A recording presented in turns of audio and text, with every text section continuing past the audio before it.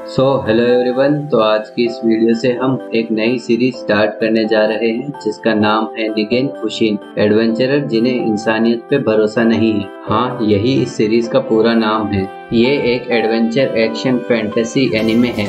तो आज हम इसके फर्स्ट एपिसोड से शुरुआत करने जा रहे हैं। Let's start the expo. तो ये कहानी शुरू होती है एक सिटी से जिसका नाम होता है लेब्रिंथ सिटी, जहाँ पर हमारे एनिमे का मेन कैरेक्टर रहता है जिसका नाम होता है निक, जो कि काउंटलेस बैटल आर्ट्स नाम के एक एडवेंचरर ग्रुप का एक लाइट फाइटर होता है और उसके पास एक सुंदर दोस्त भी है। और निक का एम है कि वो काउंटलेस बैटल आर्ट्स को रैंक ए तक लेकर जाना चाहता है, लेकिन तभी उसका बुरा टाइम शुरू हो जाता है और उनकी पार्टी का लीडर आर्गस निक को पार्टी से बाहर निकाल देता है और उसके बाद उसकी दोस्त भी उसे छोड़कर चली जाती है। जिसके बाद वो भारी बारिश के अंदर ही पार्क में बैठकर ये सोच रहा होता है कि क्यों सबने मुझे छोड़ दिया है। तभी एक लड़की वहां पर आती है जो कि निक को एक आइडल कॉन्सर्ट का टिकट और अपना छाता देकर वहां से चली जाती है और कहती है कि तुम्हें इस आइडल कॉन्सर्ट में आना ही होगा।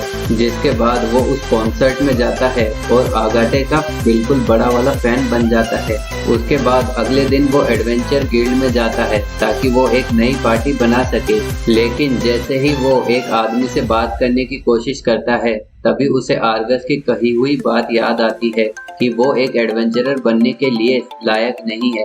ये याद आने के बाद वो कहता है कि मैं अब दोबारा किसी पर भरोसा नहीं कर सकता। ये सोचकर वो वहाँ से चला जाता है और जाकर एक बार में बैठ जाता है जहाँ सभी अपने पार्टी मेंबर्स के साथ मजे कर रहे होते हैं, लेकिन निक उन्हें देखकर कहता है कि मुझे नहीं लगता मैं दोबारा उनकी तरह हंस सकता हूँ। तभी अचानक उसकी टेबल पर 3 अलग लोग आकर बैठ जाते हैं, जिनमें से पहली एक मेज होती है और दूसरा एक प्रीस्ट होता है जो ज्यादा ही पियक्कड़ होता है और तीसरी एक ड्रैगन काइंड होती है। उसके बाद कुछ समय तक तो वो चारों शांत बैठे रहते हैं, लेकिन फिर अचानक से वो चारों अपनी बियर का ग्लास उठाते हैं और एक साथ टेबल पर रखते हुए कहते हैं कि ऐसा कोई तरीका नहीं है कि मैं अब ह्यूमंस पर दोबारा विश्वास कर सकूं। ये सुनने के बाद वो चारों एक दूसरे की तरफ देखने लगते हैं। उसके कुछ समय बाद जो मेज गर्ल होती है वो अपनी कहानी सुनाने लगती है, जहां वो एकेडमी में अपने लाइटनिंग स्ट्राइक मैजिक अपने टीचर को दिखाती है, जिसे देखकर उसके टीचर कहते हैं कि बहुत बढ़िया, तुमने पहले ही वाटर और विंड एलिमेंट को मास्टर कर लिया है। जहां हमें उसका नाम पता चलता है जो होता है मिस टियाना। उसके बाद टियाना अपने फियोंसे से मिलने जाती है जिसका नाम होता है एलेक्स। जब टियाना एलेक्स से मिलती है तब वह देखती है कि वह एक दूसरी लड़की के साथ बैठा हुआ है जो कि हाउस डेकोर्ड की एल्डेस्ट डॉटर है।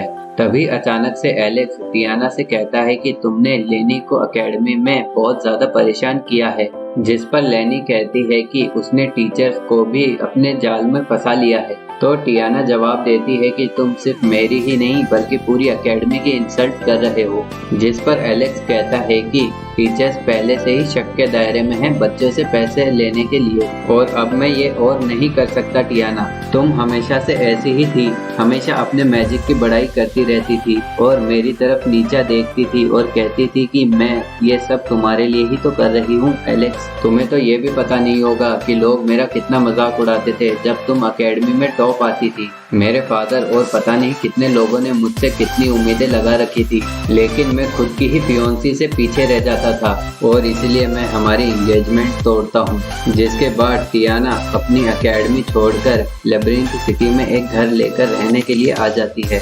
उसके बाद वो लेब्रिंथ सिटी में काम ढूंढने लग जाती है, लेकिन कोई भी उसे अपने पास काम पे नहीं रखता। उसके बाद वो एक ड्रैगन रेस में एक आदमी पर दाव लगाती है और जीत जाती है, जिसके बाद उसे गैम्बलिंग की आदत लग जाती है, लेकिन वो अपने सारे पैसे हार जाती है और काम की तलाश में एडवेंचर गिल्ड में पहुंच जाती है। ये कहानी सुनने के बाद निक कहता है कि ये तो बहुत ही गलत हुआ। उसके बाद वो प्रीस्ट की तरफ देखता है और कहता है कि तुम्हारे साथ क्या हुआ। तो वह जवाब देता है कि मेरा नाम जेम है, मैं एक सिटी में एक प्रीस्ट का काम करता था जहाँ एक लड़की जिसका नाम मेरिल था वो उसे हर्ब्स लाके देती थी और बदले में जैम उसे कुछ कॉइन दे देता है। उसके बाद एक दिन मेरिल जैम के पास आती है और कहती है कि मैं आपके साथ रहना चाहती हूँ। तो जैम जवाब देता है कि मैं एक प्रीस्ट हूँ, मुझे इस चीज की इजाजत नहीं है। यह सुनकर मेरिल गुस्से में वहाँ से चली जाती है। उसके अगले दिन जब जैम अपना काम कर रहा होता है तब मेरिल कुछ गार्ड्स को लेकर आती है और वो जैम पर झूठा इल्जाम लगाती है कि इन्होंने मेरे साथ जबरदस्ती की है, जिसके बाद गार्ड्स जैम को उठाकर जेल में डाल देते हैं और 3 महीनों के बाद उसे चर्च और उस शहर से बाहर निकाल देते हैं। कोई भी जैम पर भरोसा नहीं कर रहा होता है और सब उसे बुरा भला कह रहे होते हैं। उसके बाद वो एक औरत के घर जाता है जो कि उसे कुछ कपड़े और कुछ सामान देती है और कहती है कि तुम्हें एक एडवेंचरर बनना चाहिए और उसी की बात मान के मैं आज यहाँ पर बैठा। ये सुनने के बाद निक उस ड्रैगन काइंड की तरफ देखता है और कहता है कि तुम्हारे साथ क्या हुआ। तो वह जवाब देती है कि मुझसे मेरा कुछ बहुत ही इम्पोर्टेंट छीन लिया गया है। उसके अगले सीन में हम देखते हैं कि निक अपने दोस्त के साथ बैठा हुआ होता है जहाँ वह कहती है कि चलो अब हम अलग हो जाते हैं। तभी निक अचानक से जागता है और देखता है कि यह तो सिर्फ एक सपना था।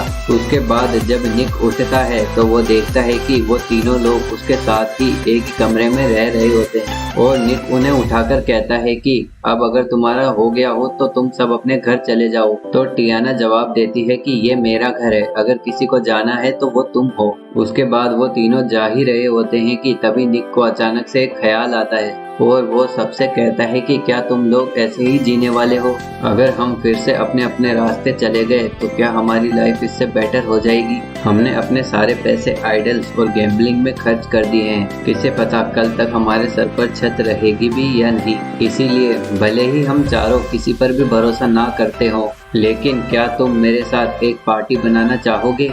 और इसी के साथ ये एपिसोड खत्म हो जाता है, लेकिन अभी इसकी पूरी सीरीज बाकी है और एक एक करके वो भी आने वाली है। So stay tuned and thanks for watching.